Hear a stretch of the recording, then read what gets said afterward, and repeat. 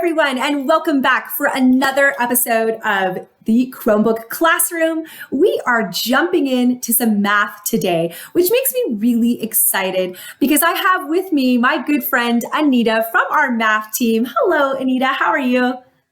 Good. How are you? Good. Thank you. And you're new to the math team this year. Tell us a little bit about who you are.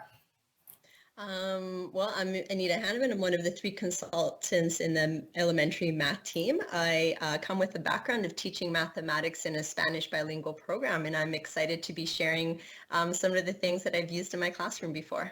And that's when I first, got to know you, was when I was in awe of your rock star self, the things that you were doing all throughout different subject areas in your classroom. But what you were doing math was so powerful. And I think one of the things that stood out to me the most was the way that you documented student thinking. I was in awe of capturing process in addition to product. And you're going to share with us a little bit about why that's just so critical inside of our classrooms. Sure. All right. To start off, we just have some learning intentions for this session. So what I really want you to know is how you can create a template in this program called Mathigon, and I'll show you how you can log into it. And this is just going to support visual representations of student thinking.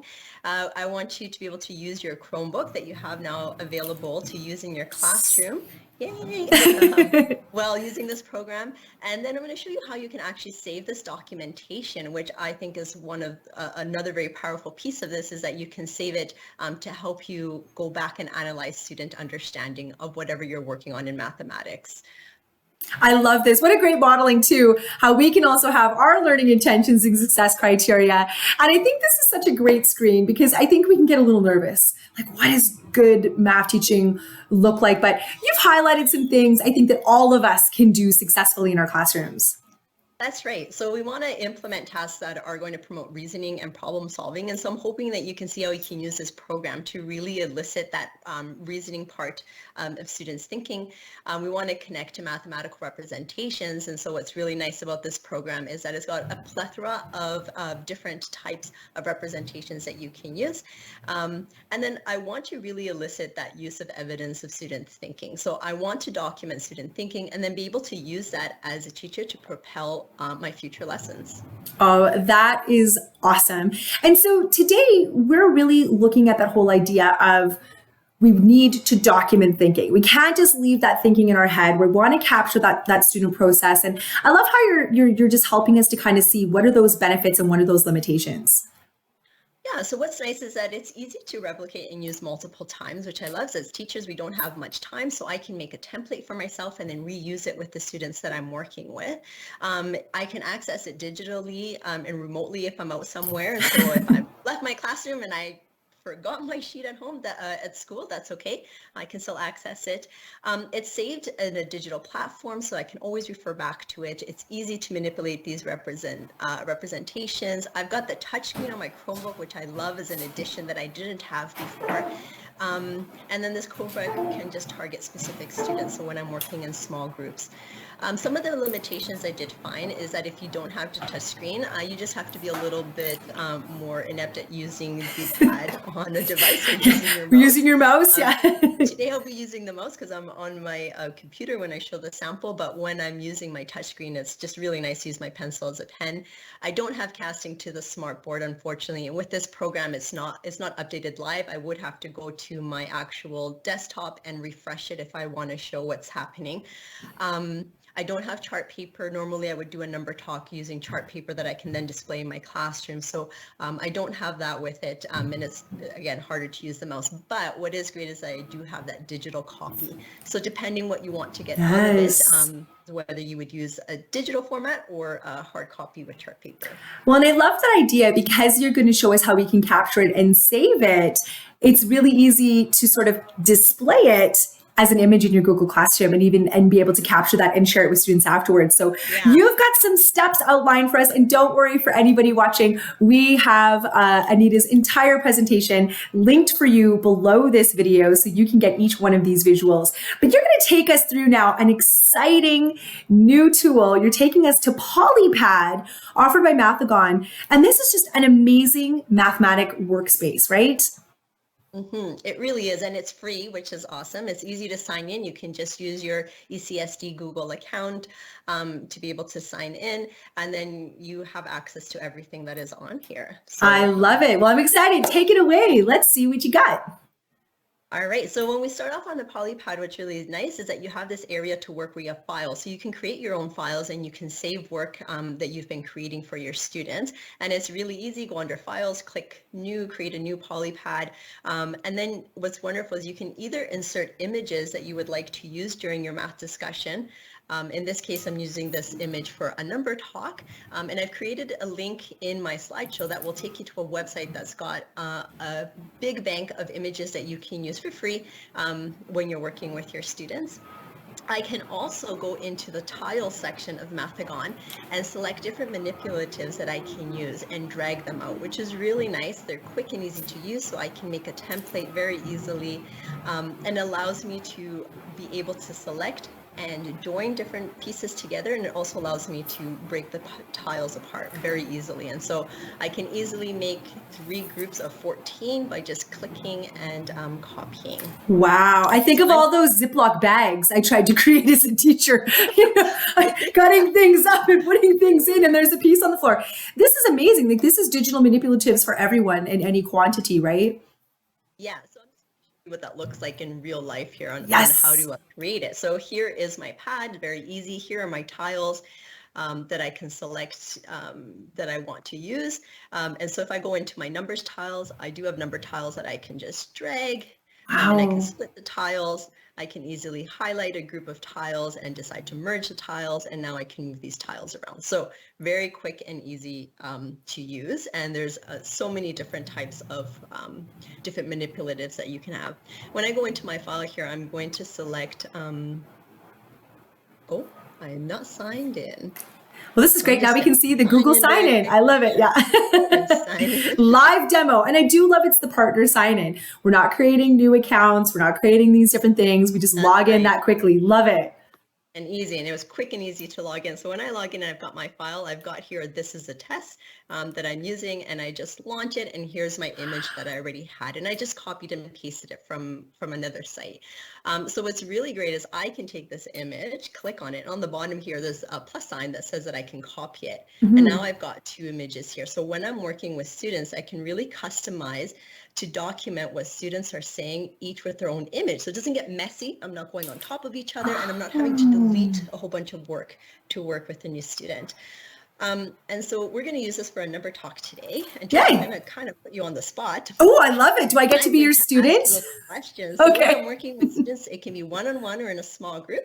And Trish today is my student. And what I love about this is that I can very easily type in here with my pencil. I can use this, and I can type in. Now remember, with the Chromebook, it's much easier with your when you have a touch screen. Yeah, you're doing very good with your mouse. I love this.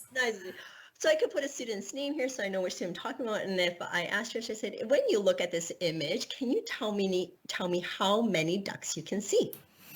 Well, I can see a row of 4 and another row of 4 and then 3 more. So I know I have 8. And then I know my friendly numbers, 8 and 2 gets me to 10. And then, of course, I have 1 more for 11. 1 more left over. And so as Trish was talking, as a teacher, I can go visually representing what she is seeing and how she is seeing it.